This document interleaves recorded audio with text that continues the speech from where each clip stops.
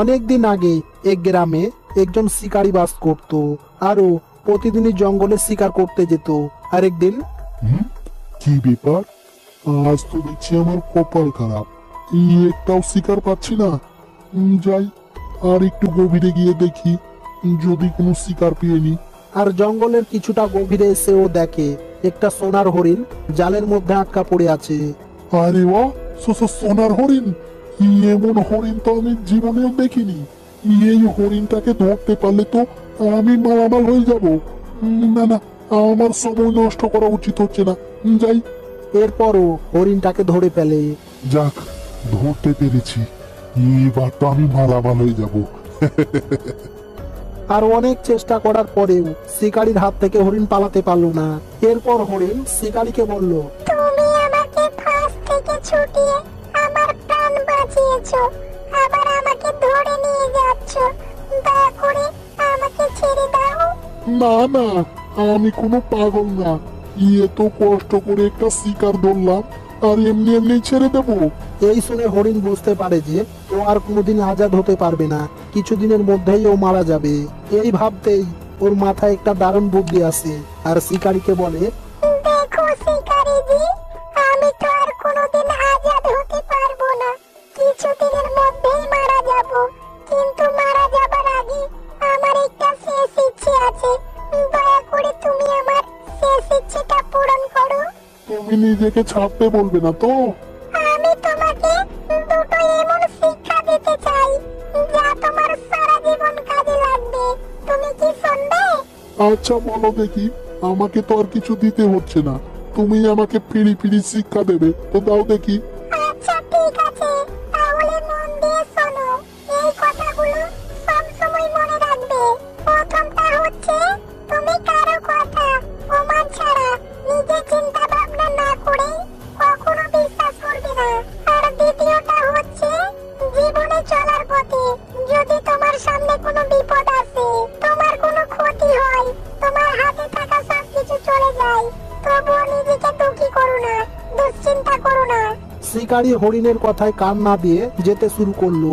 আর কিছু দূর আসার পরেই হরিণ তাকে আবারও বলল, তুমি আমাকে বলো, যদি আমি তোমাকে এমন একটা জিনিস দিই যা দিয়ে তুমি খুব অল্প সময়ের মধ্যে পৃথিবীর সবচাইতে ধনী মানুষ হতে পারবে, তাহলে কি আমাকে ছেড়ে দেবে? তুমি আবার আমাকে কি দেবে? তোমাকে বিক্রি করতে পারলে তো আমি এমনিতেই অনেক ধনী হয়ে যাব। কিন্তু তোমার কাছে এমন কি আছে যে আমাকে বলছো অল্প সময়ের মধ্যে অনেক ধনী হয়ে যাবে? অনেকদিন আগে একটা নাগ মারা যাবার আগে তার জাদুই মণি আমাকে দিয়েছে। সেই জন্যই তো আজ আমি জাদুর সোনার হরিণ। আর এখন যদি আমি মারা যাই, তাহলে তো সেই নাগমণি কারো কাজে আসবে না। তাই আমি চাচ্ছি সেই নাগমণি তুমি নিয়ে নাও, আর বিনিময়ে আমাকে ছেড়ে দাও। এতে আমার প্রাণ বেঁচে যাবে, তুমি অনেক ধনী হয়ে যাবে। কি বলো? আচ্ছা ঠিক আছে, আমি তোমাকে ছেড়ে দিচ্ছি।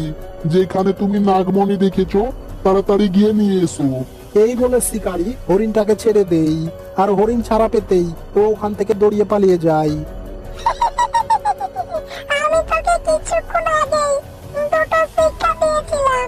আমি বলেছিলাম যে কারো কথা প্রমাণ ছাড়া চিন্তা ভাবনা না করেই অন্ধের মতো বিশ্বাস করবে না। কিন্তু তুমি আমার কথা মন দিয়ে শোনোনি, তাই খুব সহজেই বিশ্বাস করে নিলে। আসলে আমার কাছে কোনো নাগমণি নেই। এই শুনে শিকারী অনেক দুঃখী হয়ে মন খারাপ করে আফসোস করতে থাকে। আরে এটাও বলেছিলাম যে তোমার হাত থেকে কিছু ছুটে গেলে কখনো আফসোস করবে না। এবার তুমি ভেবে নাও কি করবে। আফসোস করে নিজেকে দুঃখী করবে, নাকি নতুন কোনো শিকার খুঁজবে? আমি চললুম। হরিণের এই কথা শুনে শিকারীর চোখ খোলে। আর এটা ভালোভাবে বুঝতে পারে যে কারো কথা প্রমাণ ছাড়া অন্ধের মতো বিশ্বাস করা উচিত না। এক গ্রামে শামসুল নামে একজন গরিব ব্যক্তি বাস করত। ও লোকের জমিতে দিনমজুরি করে সে তার সংসার চালাতো। আর একদিন ও মাঠে যাবার সময় একটা আওয়াজ শুনতে পায়, বাঁচাও, বাঁচাও, দয়া করে কেউ আমাকে বোতলের মধ্য থেকে আজাদ করে দাও। মনে হচ্ছে এই বোতলটা থেকেই আওয়াজটা আসছে, খুলে দেখি তো। আর যেই না ও বোতলের মুখটা খুললো, অমনি সঙ্গে সঙ্গে বোতল থেকে একটা ভয়ঙ্কর ডাইনি বেরিয়ে আসলো। তোমাকে অনেক অনেক ধন্যবাদ। তুমি আমার প্রাণ বাঁচিয়েছো, আমাকে আজাদ করেছো।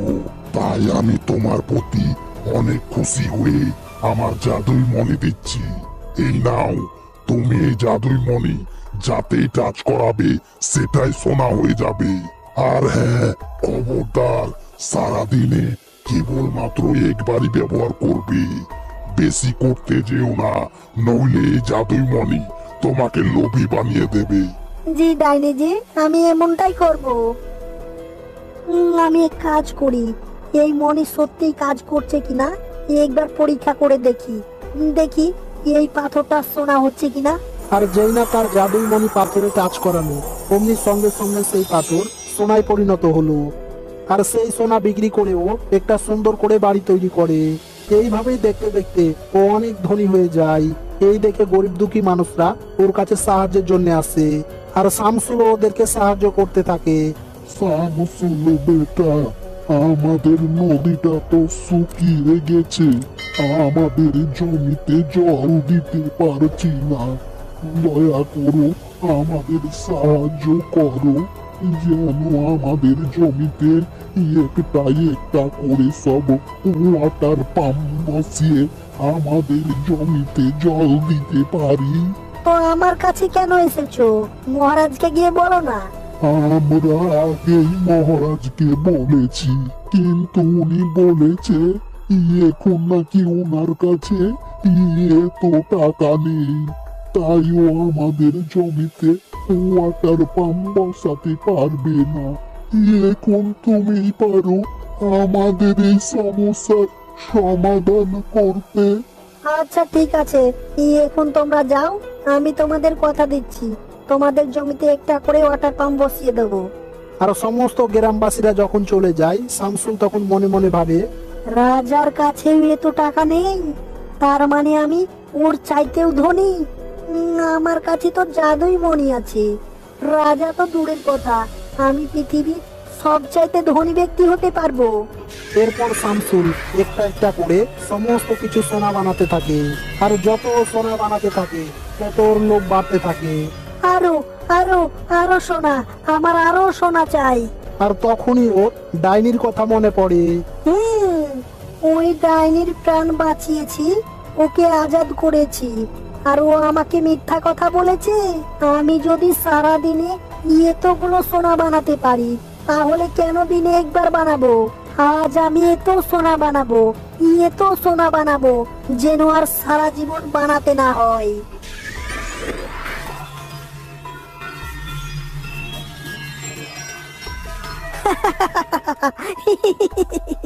এই সমস্ত সোনা এখন আমার, আমি পৃথিবীর সবচাইতে ধনী ব্যক্তি। কি হলো?